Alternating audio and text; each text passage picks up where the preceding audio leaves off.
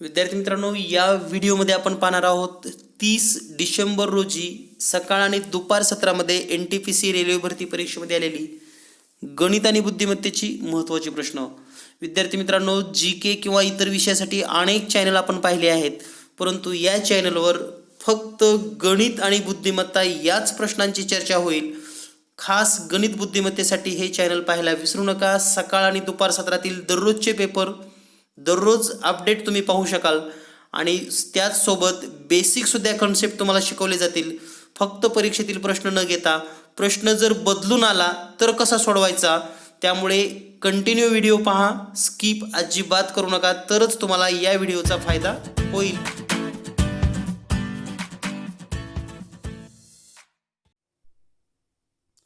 विद्यार्थी मित्रांनो, रेल्वे भरतीमध्ये 30 तारखेला आलेले काही महत्त्वाचे प्रश्न आपण या व्हिडिओमध्ये पाहणार आहोत. तर हे प्रश्न आपल्याला आकाश कारळे सर यांनी पाठवलेले आहेत. तर पहिलाच प्रश्न आहे, आकृतीमध्ये कोणांची संख्या किती आहे. अतिशय सोपा प्रश्न आहे. तरीही जे काही प्रश्न आपल्याला मिळतील NTPC मध्ये रेल्वे भरती परीक्षेसंदर्भात जे प्रश्न तुम्हाला उपलब्ध होणार आहेत, कोणताही प्रश्न आपण व्हॉट्सअप करू शकतात मला 8856 046 142 तुमच्या नावासह तो प्रश्न सोडवून दिला जाईल. तर पाहूयात या आकृतीमध्ये एकूण कोणांची संख्या किती आहे. तर या ठिकाणी आपण अतिशय सोप्या पद्धतीने फक्त याला जर आपण नंबरिंग दिली 1 2 3 4, जर आणखी एक संख्या जर असता या ठिकाणी कोण, तर आपण त्याला 5 केलं असतं. तर या ठिकाणी फक्त या सर्वांची बेरीज करायची आहे. 1 + 2 + 3 + 4 आणि ही बेरीज येते 10. हा प्रश्न ज्या विद्यार्थ्यांना आलेला आहे तोच प्रश्न सर्वांना असेल असं नाही. कदाचित या ठिकाणी संख्या जास्त सुद्धा असू शकते. फॉर एक्झाम्पल जर आपण पाहिलं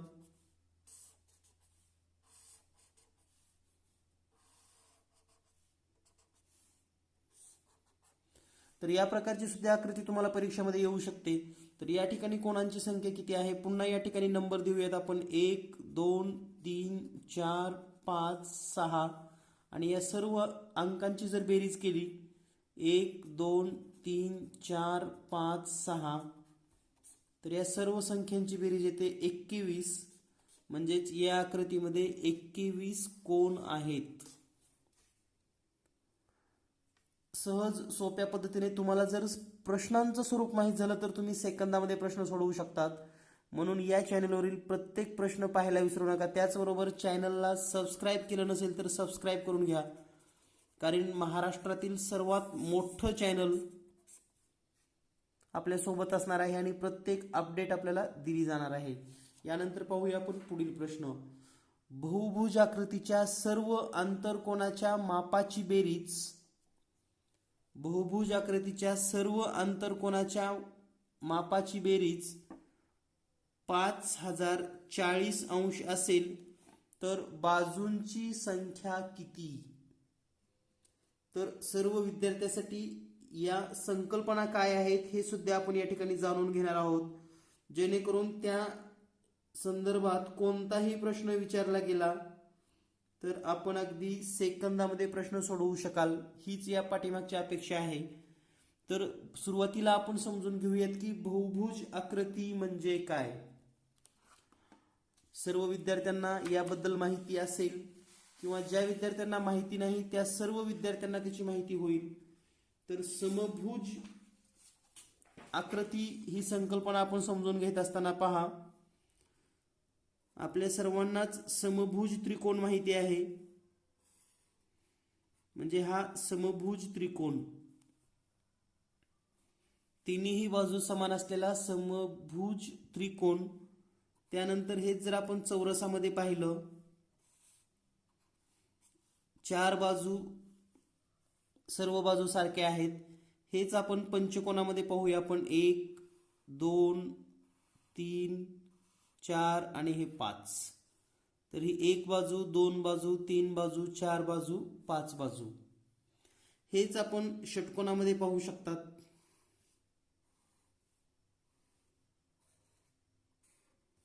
तर हा षटकोन 1 2 3 4 5 6.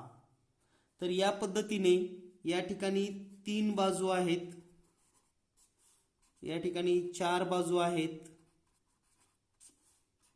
5 बाजू,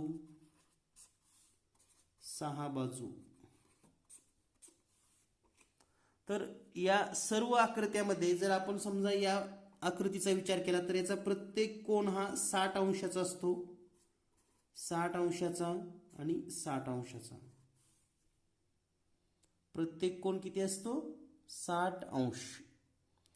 तर हा प्रत्येक कोन म्हणजे या आकृतीमध्ये हे आंतरकोन आहेत हे लक्षात घ्या. आंतरकोन.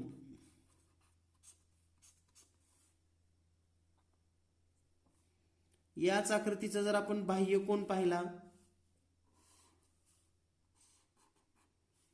तर तो पण आपल्याला समजून घेता येईल, कारण आपल्याला कन्सेप्ट क्लिअर असणं गरजेचं आहे. तर या आकृतीमध्ये हा जर 60 असेल तर त्याचा हा बाह्य कोन असेल 120 अंशाचा. बाह्य कोन किती असेल? 120 अंश.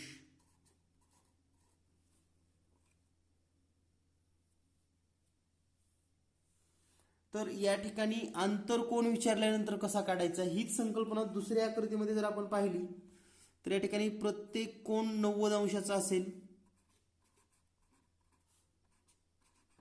90 अंश आणि 90 अंश. या आकृतीला 4 बाजू आहेत आणि प्रत्येक आंतरकोनाचं माप किती आहे? 90 अंश. मग या आकृतीमध्ये बाह्य कोन किती असतील? हे पण 90 अंशाचीच असतील. बाह्य कोनाचं माप किती असेल? 90 अंश. आता थोडं पुढे येऊयात. या आकृतीमध्ये बाह्य कोन किती असेल? तर या आकृतीमध्ये आता 5 बाजू आहेत म्हणजे प्रत्येक कोन हा 108 अंशाचा असेल. 108, 108, 108. याच आकृतीमध्ये जर बाह्य कोन पाहिले आपण, या आकृतीचे बाह्य कोन, तर हा 108 असेल तर त्याचा बाहेरचा कोन हा 72 अंशाचा असेल, 72. तर या संकल्पना तुमच्या म्हणजे क्लिअर असणं गरजेचं आहे. मग तुम्हाला कसाही प्रश्न विचारला तरी काही अडचण येणार नाही. त्यानंतर षटकोनामध्ये जर विचार केला तर प्रत्येक कोन हा 120 अंशाचा असतो. 120, 120, 120, 120, 120. तर हे समजून घ्यायला शिका. आणि याचा बाह्य कोन हा 60 अंशाचा असतो. तर याची तुम्हाला मी सूत्र सांगणार आहे जेणेकरून तुम्हाला सहज आणि सोप्या पद्धतीने प्रश्न सोडवता येतील. तर पहा, बहुभुज आकृतीमध्ये आंतरकोन, बाह्य कोन, सर्व आंतरकोनाची बेरीज, सर्व बाह्य कोनाची बेरीज या प्रकारचे प्रश्न असणार आहेत. तर यामध्ये आपण सुरुवातीला हे समजून घेऊयात की या बहुभुज आकृतीच्या बाह्य कोनाचं माप कसं काढायचं, आंतरकोनाचं माप कसं काढायचं, सर्व कोनांची बेरीज कशी शोधायची. तर पहा, सूत्र आवर्जून लिहून ठेवा. बहुभुज आकृती, बहुभुज आकृतीच्या बाह्य कोनाचे माप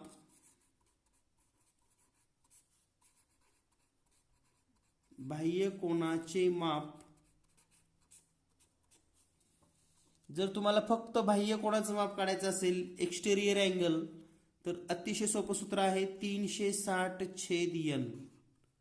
म्हणजे 360 मधून n म्हणजे 360 ला n भागायचंय. म्हणजे हे जर आपण या ठिकाणी चेक केलं, पहा इथं 4 बाजू आहेत. 360 ला जर 4 न भागलं तर बाह्य कोन 90 चा येतो. या ठिकाणी 5 बाजू आहेत. 360 ला जर आपण 5 न भागलं तर बाह्य कोन 72 अंशाचा येतो. तर हे बाह्य कोन काढायचं माप आहे. त्यानंतर दुसरं सूत्र आपण पाहणार आहोत. बहुभुज आकृतीच्या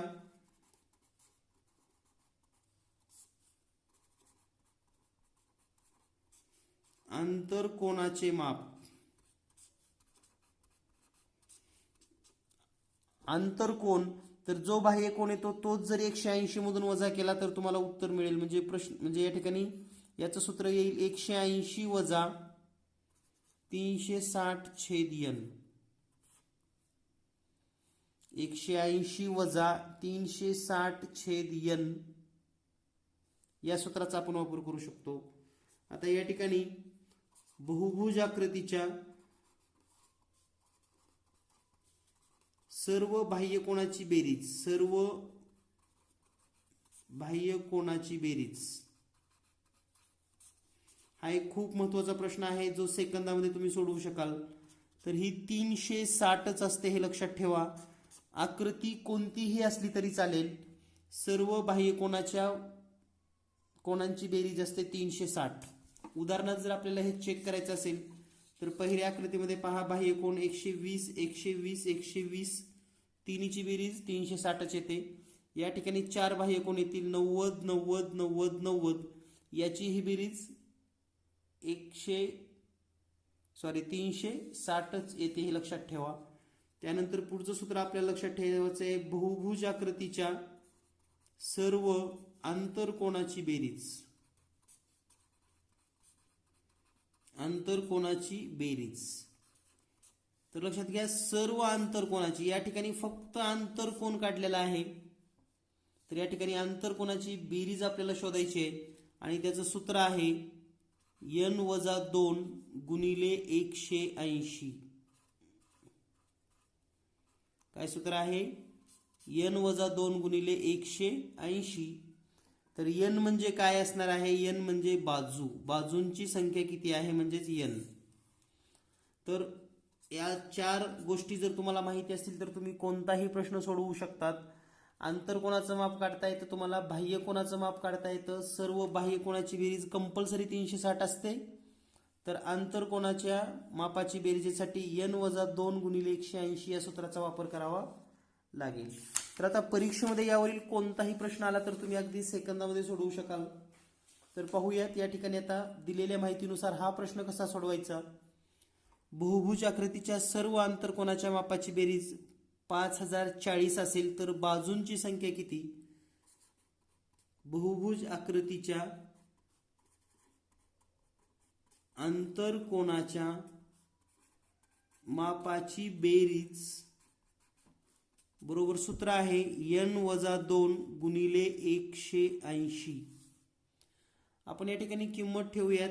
सर्व आंतरकोनाच्या मापाची बेरीज आहे 5040 बरोबर n-2 गुणिले 180.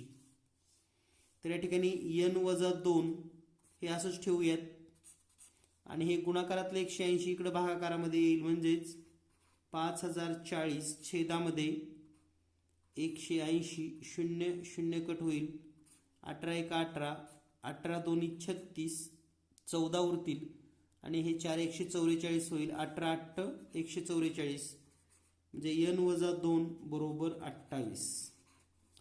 पुन्हा या ठिकाणी पुढच्या स्टेपमध्ये आपण हे -2 जर इकडे घेतलं तर आपण असं लिहू शकता n बरोबर 28 + 2 म्हणजेच 30.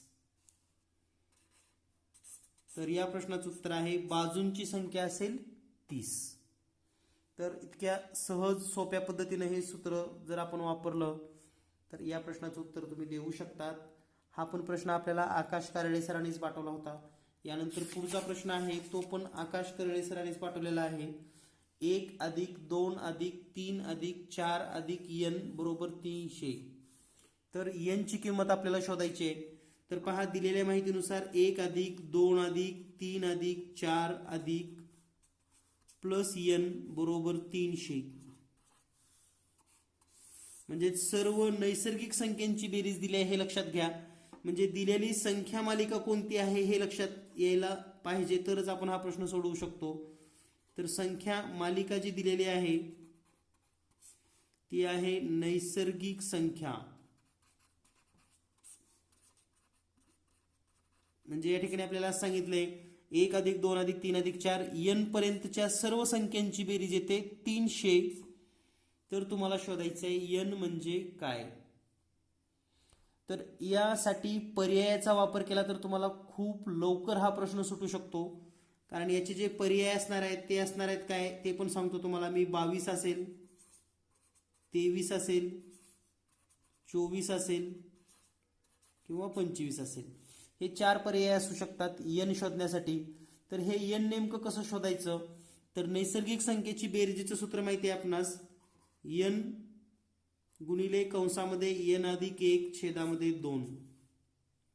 या सूत्रामध्ये खालची कोणती किंमत घेतल्यानंतर 300 उत्तर येईल एवढं चेक करा. आता या ठिकाणी प्रत्येक मी तुम्हाला घेऊन दाखवू शकत नाही, डायरेक्ट तुम्हाला या ठिकाणी सांगू शकतो. तर पहा, n बरोबर जर तुम्ही 24 घेतलात, 24 गुणिले n अधिक 1 म्हणजेच 25 आणि छेदामध्ये 2, बे 1 बे, बे 1 बे, बे 2 4 आणि 12 गुणिले 25 येतं 300. याचा अर्थ n बरोबर 24 असायला पाहिजे. म्हणजेच 1 अधिक 2 अधिक 3 अधिक 4 अधिक 5 अधिक 6 अधिक हे 24 पर्यंत असायला हवं. तर हे लक्षात ठेवा. सहज सोप्या पद्धतीने तुम्ही हे प्रश्न सोडवू शकतात. विद्यार्थी मित्रांनो, सर्वात महत्त्वाचं म्हणजे कोणत्याही स्पर्धा परीक्षेसाठी तुम्हाला सरावाची गरज असते. जर तुम्हाला भरपूर सराव करायचा असेल तर आपलं गणित बुद्धिमत्ता विशेष हे पुस्तक तुम्ही घरपोच मागवू शकतात. पोलीस भरतीसाठी हे पुस्तक आपण लिहिलेलं आहे, परंतु या प्रश्नांचा सर्व स्पर्धा परीक्षेमध्ये समावेश होतो. जसं की आपण जर पाहिलं, अंकगणित हा घटक सर्व स्पर्धा परीक्षेला आहे, बीजगणित हा सुद्धा सर्व स्पर्धा परीक्षेला गणित घटक आहे, आणि भूमिती बुद्धिमत्ता विशेष म्हणजे या पुस्तकामध्ये स्पेशली अंकगणित, बीजगणित, भूमिती आणि बुद्धिमत्ता असे एकूण 2800 प्रश्न 2800 प्रश्न या पुस्तकामध्ये दिलेले आहेत. यापैकी 1000 प्रश्नांचं स्पष्टीकरण आहे आणि इतर सर्व प्रश्न सरावासाठी दिलेले आहेत. तर अगदी 300 पेजेसचं हे पुस्तक तुम्हाला 200 रुपयामध्ये घरपोच मिळू शकतं. सर्वात वैशिष्ट्यपूर्ण बाब म्हणजे या पुस्तकामध्ये QR कोडचा समावेश आहे.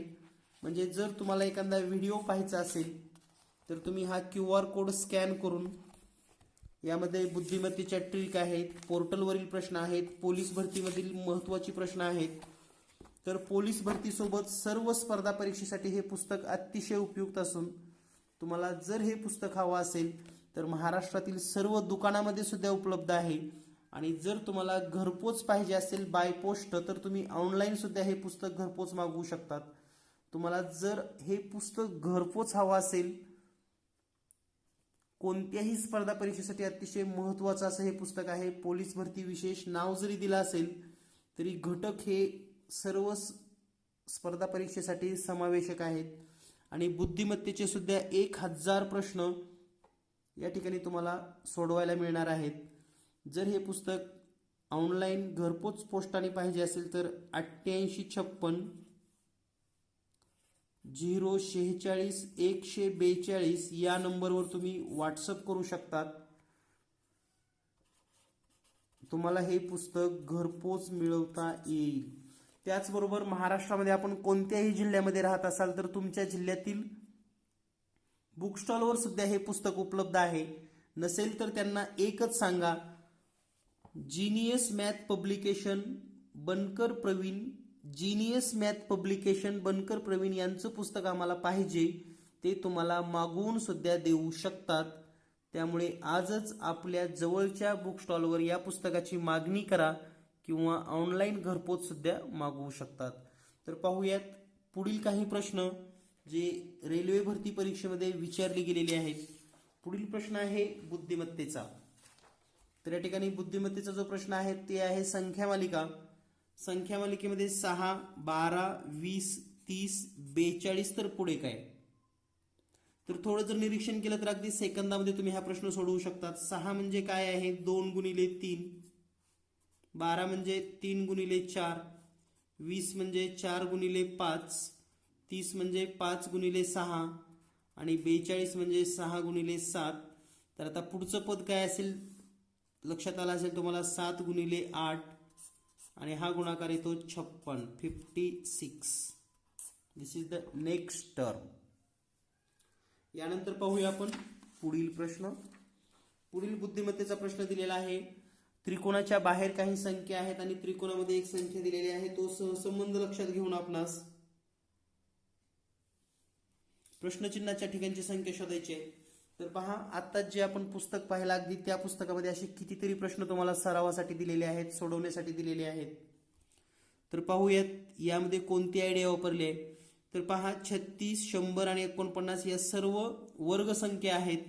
यांचं जर आपण वर्गमूळ काढलं, 36चं वर्गमूळ 6, 49चं वर्गमूळ 7 आणि 100चं वर्गमूळ 10, 6 अधिक 7 अधिक 10 या तीन संख्येची बेरीज येते 23.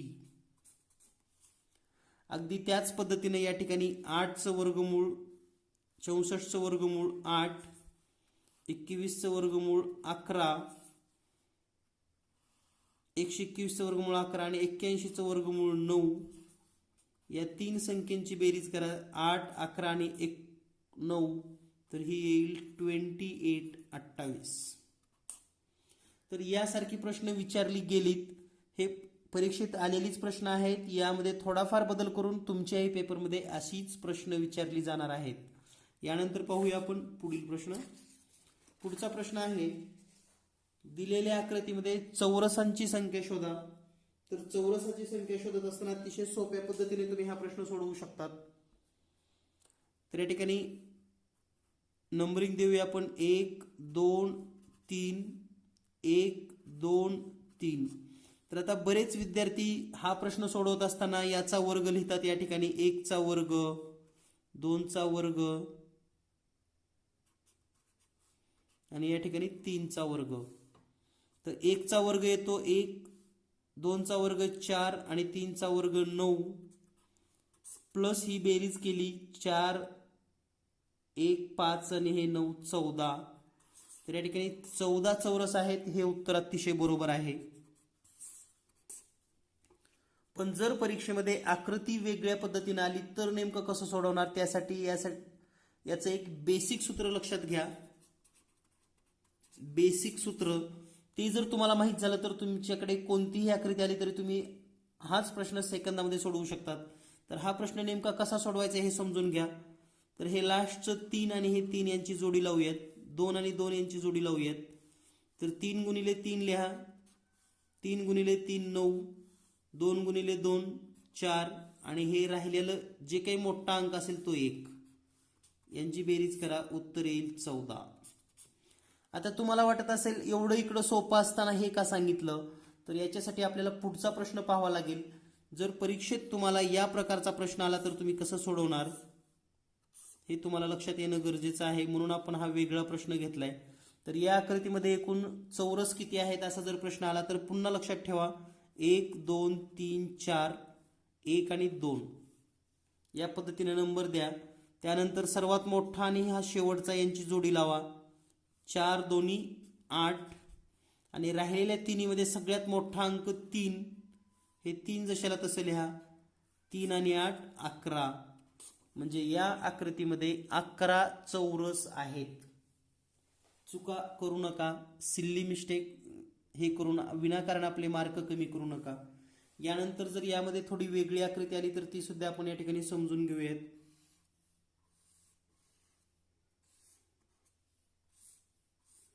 तर पहा, जर परीक्षेत असा प्रश्न आला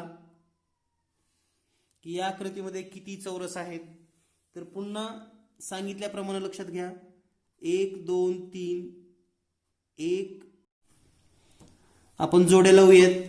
3 आणि 4, 3 आणि 2 तर 3 चौक 12, 4 त्रिकोण 12, 3 दोन्ही 6 आणि राहिलेला मोठा अंक 1 आणि 2. मोठा अंक कोणता आहे 2 म्हणजे हे 2. तर 6 12 आणि 2 यांची बेरीज करा. 6 आणि 12 18 आणि 2 20. म्हणजे या आकृतीमध्ये 20 चौरस आहेत. यानंतर पाहूया आपण पुढील प्रश्न. हा प्रश्न अतिशय सोपा आणि खूप कमी वेळेमध्ये प्रश्न म्हणजे आपण सोडवू शकतो. तर प्रश्न असा आहे 20% दशांश दराने 2 वर्षाच्या चक्रवाढ व्याज व सरळ व्याज यातील फरक 50 रुपये आहे तर मुद्दल किती असेल? तर हा प्रश्न कॉमनली विचारला जाणार. दर बदलला जातो, फरक बदलला जातो आणि 2च वर्षासाठी विचारले जातात हे पण तुम्हाला सांगतो, कारण परीक्षेच्या वेळेनुसारच प्रश्नांचं स्वरूप असतं. तर लक्षात ठेवा, जर तुम्हाला मुद्दल शोधायचं असेल, मुद्दल, तर त्यासाठी एक सूत्र लक्षात ठेवा, फरक गुणिले 100 आणि छेदामध्ये दर गुणिले दर. हे सूत्र केव्हाही विसरू नका. फक्त या ठिकाणी जर आपण किमती ठेवल्या, फरक आहे 50 रुपये, 100 रुपये आणि 100 रुपये, आणि दर आहे, किती दर दिलाय आपल्याला? 20%, 20 गुणिले 20. तर या ठिकाणी भागाकार करूयात आपण. 20 × 20, 20×5 100, 20 × 20, 20×5 100. तर या ठिकाणी जर गुणाकार केला, 50 गुणिले 5 गुणिले 5, 5×5 25. तर या ठिकाणी हा जर गुणाकार केला, 25 गुणिले 5 125 आणि हे 0, म्हणजे उत्तर असेल 1250. मुद्दल किती असेल? मुद्दल येईल 1250 रुपये. दिस इज अ प्रिन्सिपल. यालाच आपण मुद्दल म्हणतो, मूळ रक्कम. तर सूत्र लक्षात ठेवा, कायमस्वरूपी मुद्दल बरोबर फरक गुणिले 100 गुणिले 100 छेदामध्ये दर गुणिले दर. या सूत्राचा वापर करून तुम्ही हा प्रश्न सोडवू शकतात. यानंतर पाहूया आपण पुढील प्रश्न. पुढील प्रश्न आहे, आकृतीमध्ये या त्रिकोणाचं क्षेत्रफळ काढा किंवा उंची काढा, या प्रकारचा प्रश्न परीक्षेमध्ये आलेला आहे. तर थोडं जर निरीक्षण केलं तर ही उंची आहे, ही बाजू आहे 5, हे दोन्ही साईड समान आहेत. ही पूर्ण बाजू आहे 8. तर या ठिकाणी जर निरीक्षण केलं तर हा काटकोन त्रिकोण, हा काटकोन त्रिकोण, आणि या ठिकाणी हे उंची घेतल्यामुळं या रेषेचे 2 समान भाग होतील. म्हणजे याची लांबी 4, याची 4, 5 4 5 4. पायथागोरसचं त्रिकूट माहिती आहे तुम्हाला, 3 4 5 हे पायथागोरसचं त्रिकूट आहे. यापूर्वीही आपण जर व्हिडिओ पाहिला असाल तर तुम्हाला त्रिकूट माहिती आहेत. म्हणजे या ठिकाणी याची उंची येईल 3, म्हणजे या त्रिकोणामध्ये उंची बरोबर 3 असेल. या त्रिकोणाचा पाया माहिती आहे आपणास, पाया किती आहे? 8 सेंटीमीटर. आणि जर आपणास आता क्षेत्रफळ काढायचं असेल तर 1/2 गुणिले पाया गुणिले उंची, म्हणजेच 1/2 गुणिले पाया आहे 8, उंची आहे 3, बे चौक 8, 4 गुणिले 3 जर आपण सोडवलं तर या ठिकाणी उत्तर येईल 12 चौरस एकक. म्हणजे इतकं क्षेत्रफळ ह्या आकृतीचं असेल. यानंतर पाहूया आपण पुढील प्रश्न. पुढील प्रश्न आहे, 132चा घातांक 612च्या एकक स्थानी कोणता अंक असेल? अतिशय सहज आणि सोपा प्रश्न आहे. 132च्या घातांक पहा, 132चा घातांक आहे 612. एकक स्थानचा अंक शोधायचा असेल तर घातांकाला 4 ने भागा, म्हणजे 612 भागिले 4 आपण घेऊयात. तर या ठिकाणी 4 1 4, 4 1 4, 2 उरले 21 झालं, 4 पंचे 20, 1 उरलं, 4 त्रिकोण 12, हा झाला भागाकार. आणि या ठिकाणी बाकी आली 0. बाकी किती आली? 0. तर लक्षात ठेवा, जर बाकी 0 असेल, बाकी 0 असेल, या ठिकाणी काही नियम लक्षात देत तुम्हाला मी. बाकी समजा 1 आहे, बाकी 2 आहे, बाकी 3 आहे आणि बाकी 4 आहे. म्हणजे जेव्हा आपण 4 न भागतो, सॉरी बाकी 0 येते. या ठिकाणी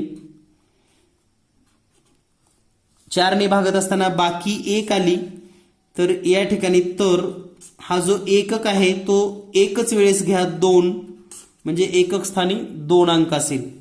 बाकी 2 आली तर हा जो एकक दिसतो तुम्हाला एकक, त्याचा 2 गुणिले 2 लिहा, उत्तर येईल 4. म्हणजे एकक स्थानी 4 अंक असेल. बाकी जर 3 आली, बाकी 3, तर 2 गुणिले 2 गुणिले 2 3 वेळेस घ्या, गुणाकार येतो 8, म्हणजे एकक स्थानी येईल 8. आणि बाकी जर 0 आली तर 2चा 4 वेळेस गुणाकार करा, म्हणजे गुणाकार येईल 16, म्हणजे एकक येईल 6. तर या प्रश्नाचं उत्तर आहे एकक हा 6 असेल. पुन्हा एकदा रिपीट करतो. दिलेल्या घातांकाला 4 ने भागा, बाकी किती येते चेक करा.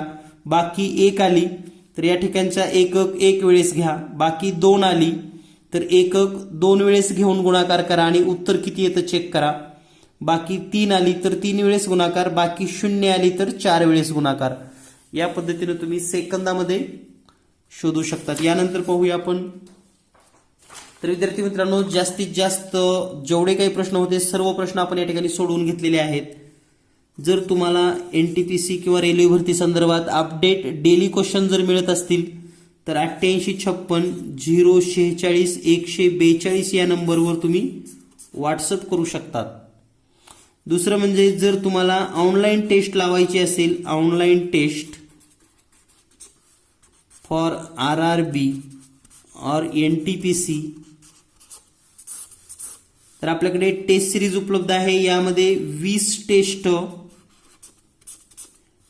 टेस्ट तुम्हाला ऑनलाईन मिळतील, म्हणजेच 2000 प्रश्नांचा सराव होणार आहे. 2000 प्रश्नासाठी आजच तुम्ही ही टेस्ट सिरीज जॉईन करू शकतात. आणि टेस्ट सिरीज जॉईन करण्यासाठी तुम्हाला जीनियस एक्झाम हे ॲप डाउनलोड करावं लागेल. Genius exam. भेटूया लवकरच पुढील येणाऱ्या पेपरमधील सर्व प्रश्नांसह. धन्यवाद. Thank you very much.